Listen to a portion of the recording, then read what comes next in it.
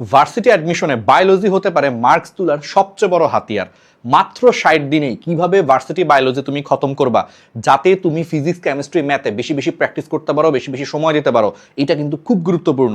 তুমি যদি ভাই বায়োলজি যদি অনেক বেশি সময় নিয়ে ফেলো, তুমি তো পর্যাপ্ত time physics chemistry math practice করার জন্য পারবা না। আর ভার্সিটিতে কিন্তু ফিজিক্স কেমিস্ট্রি ম্যাথের সিলেবাসটা কম্পারেটিভলি বড় এবং হচ্ছে অনেক বেশি প্র্যাকটিস করতে হয়।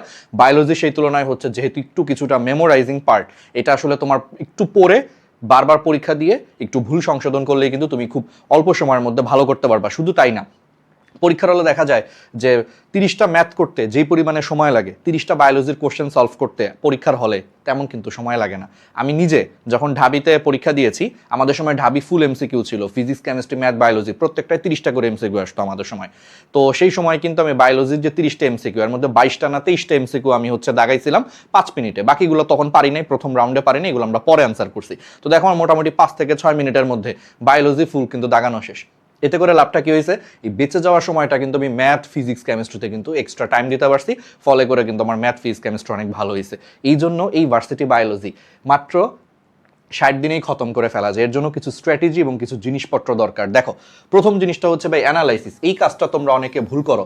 তোমরা একদম লাস্টে যে হচ্ছে অ্যানালাইসিসগুলো করো, অর্থাৎ যখন তোমার পরীক্ষার মাত্র 7 দিন বাকি, তখন তুমি জীবনের প্রথমবারের মতো বসো যে ঢাবিতে কি টাইপের কোশ্চেন আসে বায়োলজি থেকে, রাবিতে কি টাইপের কোশ্চেন আসে, চবিতে কি আসে, কৃষি গুচ্ছে কি আসে, গুচ্ছে কি আসে, বা অন্যান্য ভার্সিটিতে কীরকম আসে। এটা একদম সম্পূর্ণ ভুল অ্যাপ্রোচ। তুমি অ্যাডমিশনের একদম শুরুতেই অ্যানালাইসিসগুলো যদি দেখে ফেলো, তাহলে আগে থেকেই তোমার মাইন্ডসেটটাও ঠিক হবে, তোমার পড়াটাও হচ্ছে বিশাল পড়াটা হচ্ছে কমে আসবে। নয়তো তুমি প্রথম দিকে দেখবা 2 মাস 3 মাস শুধু শুধু সময় নষ্ট করতেছো, অগোছালো পড়তেছো, লাস্টে যে 7 দিন আগে তুমি অ্যানালাইসিস দেখে আফসোস করবা, জিস এত উল্টাপাল্টা করে না পড়ে যদি আমি এই জিনিসগুলাই যদি একদম শুরু থেকে অ্যাডমিশনের শেষ পর্যন্ত যদি এতদিন 2-3 বার করে রিভিশন দিতাম আমি অল্প পড়া, তাইলে তোমার চান্স হয়ে যায়। তো এই জন্য প্রথম কাজ হচ্ছে অ্যানালাইসিস করে বিশাল ভার্সিটি বায়োলজি সিলেবাসটাকে হচ্ছে কমিয়ে নিয়ে আসা, যেটা আমাদের 60 ডেজ ভার্সিটি বায়োলজি যে পেইড ব্যাচটা, সেই পেইড ব্যাচে হচ্ছে আমি করবো, তোমাদের তুরাব ভাইয়া, জাদিদ ভাইয়া থেকে শুরু করে বাকি ভাইয়ারা হচ্ছে করবে।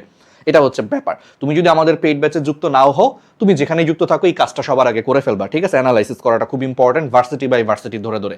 আর আমরা আমাদের পেইড ব্যাচে সুন্দর করে সবকিছুর একদম বিস্তারিত পিডিএফ দিয়ে দিব অ্যানালাইসিসের, টেনশন করার কিছু নাই। সেকেন্ড জিনিসটা হচ্ছে ভাই কনসেপ্ট।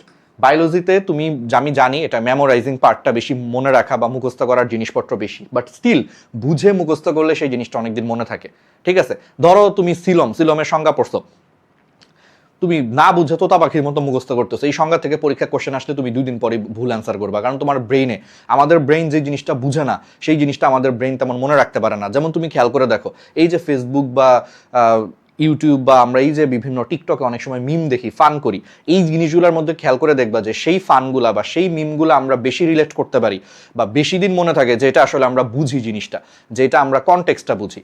পড়াশোনার কনসেপ্টটা ঠিক ওই রকম, কনসেপ্ট ইজ ইকুয়াল টু আসলে কনটেক্সট। তুমি একটা জিনিসের কনটেক্সট বুঝলে যেমন একটা ঘটনা অনেকদিন মনে থাকে, ঠিক সেইভাবে বুঝে যদি মুখস্থ করো, আমি কিন্তু মুখস্থ করতে মানা করতেছি না, বলতেছি বুঝে যদি মুখস্থ করো তোমার জন্য পড়াটা কিন্তু অনেক ভালো মনে থাকবে। যেমন সিলম, উড়াধুরা সংজ্ঞা মুখস্থ না করে তুমি যদি শুধু মনে রাখো যে সিলম হচ্ছে একটা কি ভ্রূণীয় যে 3টা স্তর পাওয়া যায়, এর মধ্যে মেসোডার্ম স্তর থেকে উদ্ভূত এক ধরনের হচ্ছে দেহ গহ্বর, তাহলে মেসোডার্ম থেকে উদ্ভূত একটা দেহ গহ্বর, ঠিক আছে, যার চারপাশে পেরিটোনিয়াম পর্দা দ্বারা আবৃত, এই গহ্বরটারই সিলম বলে। একটু যদি বুঝে পড়ো, এবং সিল মানে যে গহ্বর, বায়োলজিতে সিল শব্দের মানে গহ্বর, এটা বুঝে বললে এমনি তোমার মনে থাকবে সিলম হচ্ছে এক ধরনের দেহ গহ্বর, যেটা ভ্রূণীয় মেসোডার্ম থেকে আসছে, 3টা স্তরের মধ্যে একটা স্তর হচ্ছে মেসোডার্ম, সেই মেসোডার্ম থেকে পরবর্তীতে উদ্ভূত হয়েছে এবং এটার চারপাশে পেরিটোনিয়াম পর্দা থাকে। এবার দেখো বুঝে পড়লে তোমার এই 3টা টপিক মনে রাখাটা কিন্তু অনেক ইজি।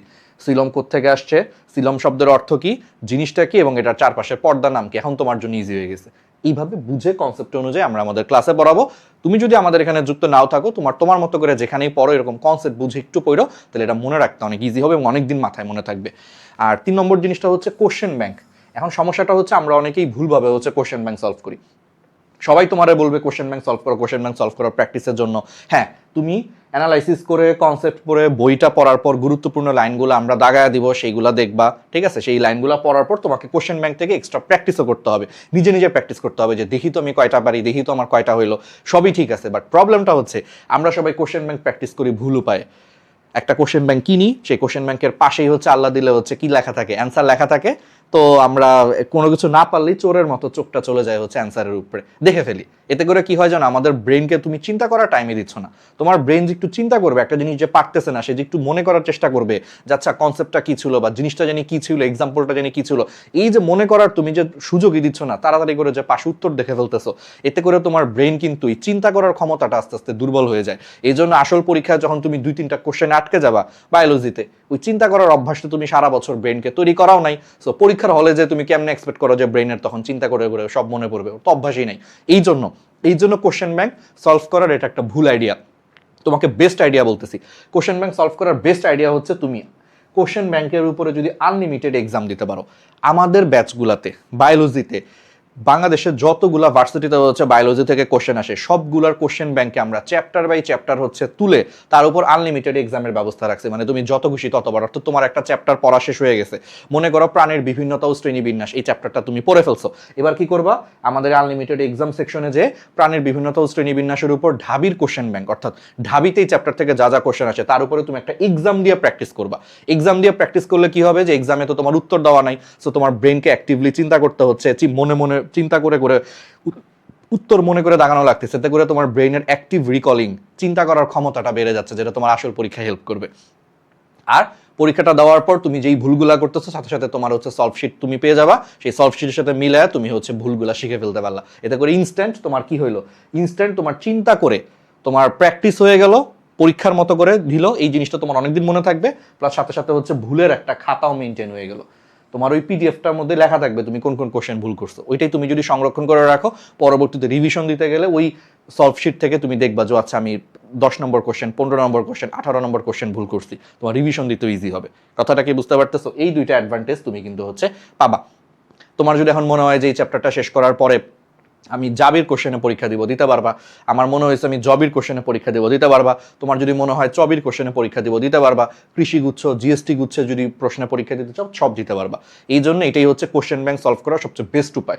গতানুগতিক বইতে সলভ করতে যাওয়া, ব্রেনের উপর লোড পড়তেছে না, ব্রেন পাশে উত্তর দেখে ফেলতেছে, এইভাবে সলভ করে মনে থাকবে না। এগুলো প্যাসিভ লার্নিং, জাস্ট অ্যান্সার দেখতেছো আর বলতেছো ও আচ্ছা এটাই অ্যান্সার। তো তুমি বইটা বন্ধ করো, দেখবা 2 মিনিট পরে তুমি সব ভুলে যাচ্ছ।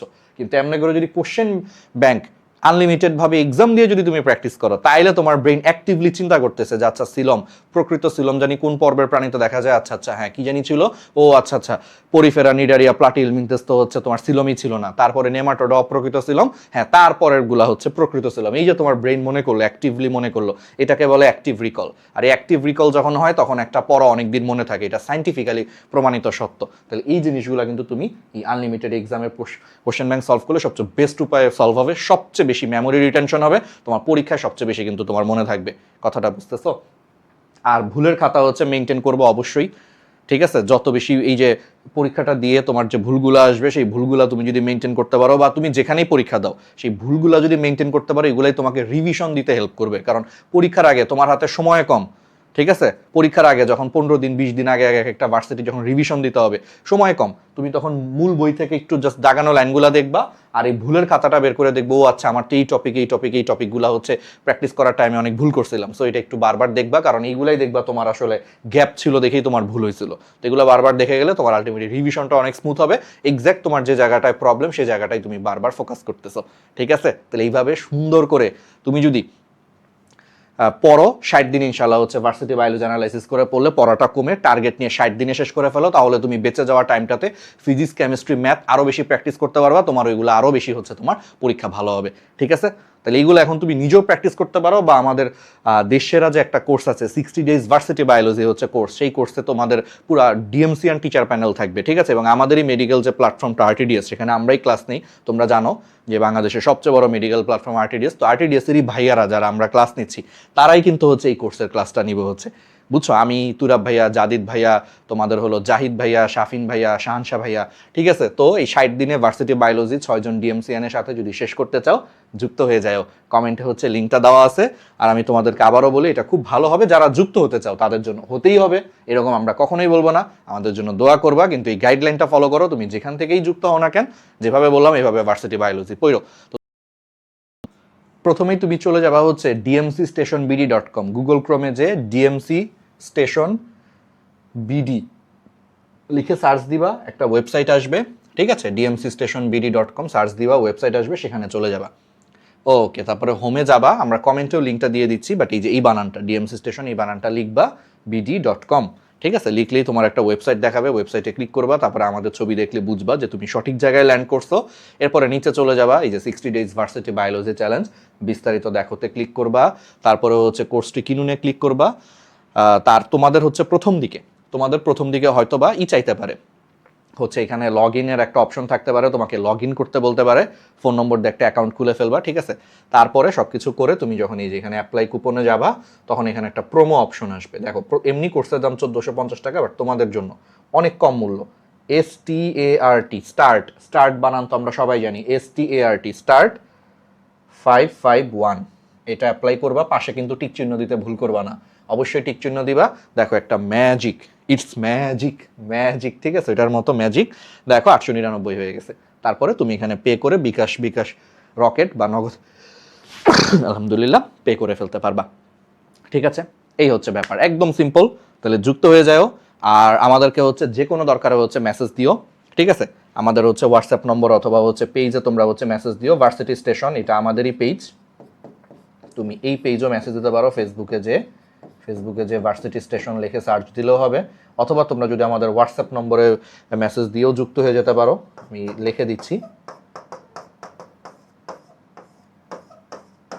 তো যে কথাগুলো বললাম সেই কথাগুলো হচ্ছে একদম সুন্দর করে হচ্ছে পূরণ করো, তাইলে আসবে। এবং আমি নেক্সট দিনে এই 60 ডেজ ভার্সিটি বায়োলজির মিশনের সেপ্টেম্বরের 1 তারিখ থেকে হচ্ছে শুরু হবে। আমি তোমাদের জন্য কাউন্ট ডাউন হিসেবে হচ্ছে একটা কোর্সের হচ্ছে তোমাদেরকে কানেক্টেড রাখার জন্য রেগুলার হচ্ছে আপডেটেড একটা রুটিন দিব, যে রুটিন আমরা কাউন্ট ডাউন করবো 60 ডেজ, 59 ডেজ, 58 ডেজ এরকম করে।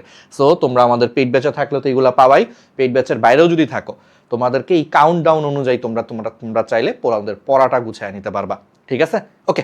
তো তাহলে এইগুলাই কথাগুলা শুইনো, যে কোনো দরকারে হচ্ছে আমাদেরকে মেসেজ দিও, আমরা আছি।